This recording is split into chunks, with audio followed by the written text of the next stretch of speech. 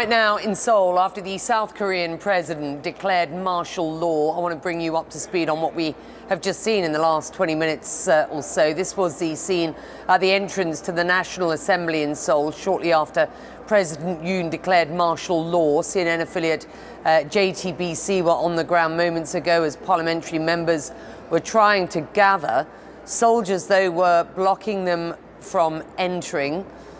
Clear images of the military. You can see them in these other pictures from moments ago. All this happening after the president said this. I declare emergency martial law to defend the Republic of Korea from the danger of North Korean communist forces, to eradicate the shameless pro-North Korean forces that are plundering the freedom and happiness of our people at once, and to protect the free constitutional order. Well, I want to bring in Kenneth Choi, who's the international editor for the Korean newspaper, the Chosun Ilbo, and of course Mike Valerio, CNN's man on the ground in Seoul. Let's talk about who the South Korean president is, his background, former prosecutor. He's taken a very strong stance, Mike, against North Korea, and tonight in calling martial law, he called out what he called communist elements, anti-state elements within the opposition. Just explain who the president is and what his position is. Well, we have a very conservative President, Becky, and he is trying to show strength in all of his moves against North Korea, be it any kind of military provocation, trash balloons that have flown over the DMZ from North Korea to South Korea. He has tried to respond in a huge contrast to the more liberal governments that we've had in Seoul over the past few years, with belligerent rhetoric, walking up, I don't want to say just to the line, but tension simmering and trying to be a very strong force rather than trying to come to the table with reconciliation with Kim Jong-un, trying to negotiate how they're going to move forward. You don't see that with this government and with this president, a very strong line against North Korea. But we're trying to decode exactly what he means in this speech. This is the first time we have heard that language of, from his point of view, North Korean and communist elements in the government that he needs to stop. What I think everybody should know, Becky, is that this is a very unpopular president with his approval rating in the low 20% range, and forces that are in the opposition party in parliament in Seoul have tried to impeach him for months, if not years, saying that he is a weak leader, ineffective, and he has lost the mandate of the populace across South Korea. So a question that is being asked at this very early morning hour is if this was a power play from the South Korean president to try to tamp down in one of the most heavy-handed ways possible on protests that are in every corner of the country for every single weekend. I can tell you, living in Seoul, you hear protests that call for the removal of South Korea's president, those protests echoing throughout the streets every single Saturday. But one has to think, what would be the end game here? What could this possibly lead to? This is befuddling, to say the least. So many of us who are wondering, what is the exit strategy of Yoon Suk Yeol, going back to a time when South Korea was ruled by a military dictatorship in the 1980s. What we're watching, I should point out, with these pictures, these are protesters who are trying to get into the National Assembly. And Becky, news since the last time we talked to you a couple of minutes ago, we are getting reports and are confirming reports that members of the National Assembly are being blocked from getting back inside that building. Their mission for tonight is to get back in the National Assembly to try to undo this, to try to cancel the declaration of martial law. And we have reports that there are members of law enforcement who are blocking members of the National Assembly from coming back in and trying to re-vote, I shouldn't say re-vote, to try to hold a vote to undo this measure. So we will be waiting to see if these lawmakers are allowed back in the building. We're getting the supplies that we need to head on down there as well, because that seems to be certainly the epicenter, the cri de coeur, to try to stop this stunning move that has unfolded within the past 2 hours. Resign or get impeached. Tonight, that is the ultimatum for South Korea's embattled president. This comes hours after he declared martial law, only to have that order reversed by Parliament. Derek Waller is in Koreatown in our area now with new reaction. Maurice, Christine, good evening to you from Koreatown here in Midtown Manhattan. And South Korean President Yoon's decision to invoke martial law sent shockwaves throughout the Korean community, including right here in New York. Disturbing video showing South Korean soldiers invading their own country's parliament through broken windows after the nation's embattled conservative President Yoon Suk Yeol declared martial law. 국회의 계엄 해제 요구가 있어. In a late-night address accusing members of the liberal opposition party without evidence of plotting with North Korea to stage an insurrection. What is kind of a shocking news. Kwang Kim, president of the Korean Association of Greater New York, tells me, like the U.S., the country is deeply divided along ideological lines. But Tuesday, there was bipartisan agreement. The National Assembly quickly voting down the martial law order, calling it unconstitutional. Yoon bowing to pressure and rescinding it. The power grab backfiring. Why current administration made that decision? That's a big question to us. There's no reason, for him to do that for the Korean people. I don't know why. Martial law, a sensitive topic for Korean Americans like Julie Yu, owner of this West 32nd Street cafe. She lived in South Korea under a dictator's rule in the 80s. I remember, when I was young, I remember that kind of things happen. He has to take care of all of Korean people, but he's not, I think. And many experts consider South Korea's democracy one of the most advanced in the world. And today, yes, it was tested, but it held. In Koreatown, Derek Waller, CBS News, New York. Just talking to all of these people, South Korea is so proud of how far the country has come since 1980, since the last time there was martial law spread throughout the country.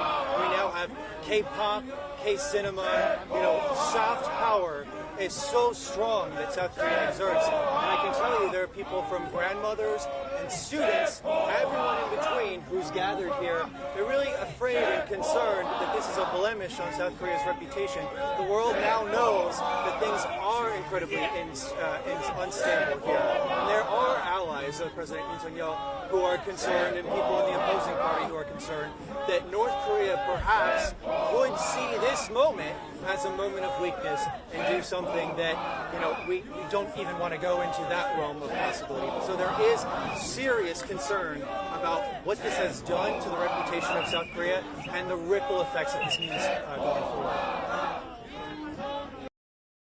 It's very calm here right now on the front steps outside South Korea's National Assembly, and that's all the more striking when you consider how dramatic the events were here overnight. In the immediate hours after President Yoon Suk Yeol made his late-night announcement on Tuesday imposing emergency martial law, lawmakers flocked to this building, and at times they confronted several hundred military troops who tried to block them, and despite those confrontations managed to conduct a vote. 190 lawmakers voted to overturn the martial law decree, and among them were at least 18 members of President Yoon's own People Power Party, which has largely condemned the emergency martial law decree in the hours since. And in fact, by 4:30 in the morning on Wednesday, President Yoon had overturned his own decree. So now you have people that have gathered here. Many of them are holding signs that say "Resign Yoon," gathering for a rally here. Many of them very angry at what their president tried and now apparently failed to do. His own party has called for the resignation of the defense minister. The president's chief of staff has resigned. And inside, opposition lawmakers have tabled a resolution calling for the impeachment of the president. It has plunged this country into political uncertainty. But amid that, what is also striking is how little this seems to have impacted ordinary life in Korea. The airport was functioning normally this morning, and in Seoul, businesses were open, people were bustling around in the streets, certainly talking about what has taken place, which was definitely a short-lived challenge to decades of democracy in this country. Ivan Watson, CNN, Seoul. There are thousands of people marching through Seoul right now to the president's office. This was part of a protest started by a labor union that is calling for the president to resign. People here chanting for President Yoon Suk Yeol to be arrested. This, of course, after he declared what may have been the shortest martial law the world has ever seen in an announcement Tuesday night that was followed by these dramatic events where lawmakers gathered in the middle of the night at the National Assembly. There were soldiers that tried to stop them. They failed. And ultimately, about 190 lawmakers voted to overrule martial law, among them 18 members of the president's own party, which has also come out condemning what he did. Before dawn this morning, he backtracked and canceled martial law. But now he's got to face with the aftermath of that. His own political party calling for his close ally, his defense minister, to resign. His chief of staff and a number of top officials have resigned. And meanwhile, the opposition political parties are preparing for an attempt to impeach the president. So he's really politically in hot water right now. But I need to stress the fact that even though there is, in effect, a form of a political crisis, it's not really being felt on the streets. I landed at Incheon Airport, the main international gateway to South Korea this morning. It was functioning normally. There was no unusual law enforcement or security presence there.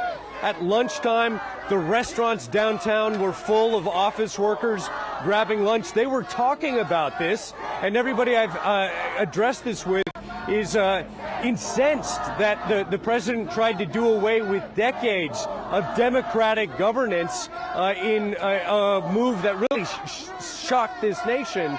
But the political consequences look like they will be affecting this country for some time to come. President Yoon is a principled man, and certainly he entered into these actions likely with some degree of understanding of what his risk entailed and what directions this might head. He probably feels that his cause was just, that in spite of the fact that it has on the surface the appearance of undermining democracy, this was all done in accordance with what the Constitution allows him to do. And so I think he, as a prosecutor, would love to have his day in court. Well, you know, there were people who had said this could have been one of Yoon's options for the past few months, given the deadlock in the parliament and the National Assembly. Unlike parliamentary systems where you would have an option maybe to dissolve the parliament and call for a vote, this Korean system with its 5-year presidential term, a single term, and this balance of powers really doesn't enable the president to do anything when he's in the situation where all legislative actions are being frozen by an opposition that's in the majority. And, you know, at the very least, you know, now the whole world is talking about South Korea's political difficulties. Yoon has raised this to a level of, you know, debate that wasn't taking place beforehand. So I think from Yoon's perspective, this may have been what he was either anticipating or hoping for in terms of being able to have, again, his day in court where the public can kind of weigh his case. Well, you know, he probably expected it to go much easier. He may have thought that he could have dissolved the National Assembly before it had time to vote on the impeachment. But it's worth noting that as soon as the vote on the, not impeachment, on the martial law, as soon as that vote on the martial law took place, President Yoon rescinded the order. So we see here, this is not a man who's trying to seize power or, create a second term or prolong his rule. He is using a very unusual tool, as it were, in order to try to, from the opposition's perspective, undermine democracy. From the ruling party's perspective, trying to get the ball moving. He probably thought he had much more support within the ruling party for his actions than he actually did, and that is, of course, what enabled the order to be overturned so quickly. North Korea is rejoicing. I think it's clear that over the past few years, North Korea has been extremely unhappy with President Yoon, his strong position on countering the North Korea nuclear capability with strengthening of the U.S. South Korea alliance, strengthening our nuclear deterrent, having a larger say for South Korea in nuclear planning.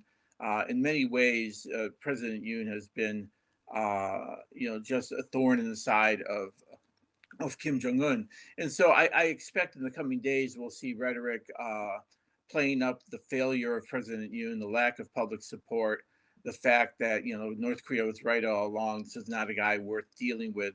I don't think North Korea would take the step of seeking some type of provocative action that would try to exploit the current situation, because such provocative action would just play into Yoon's hands. It would reinforce, if you recall, this whole martial law was introduced by President Yoon as necessary because of a North Korea threat. North Korea trying to take advantage of the situation at that time would undermine, everything else they're focused on.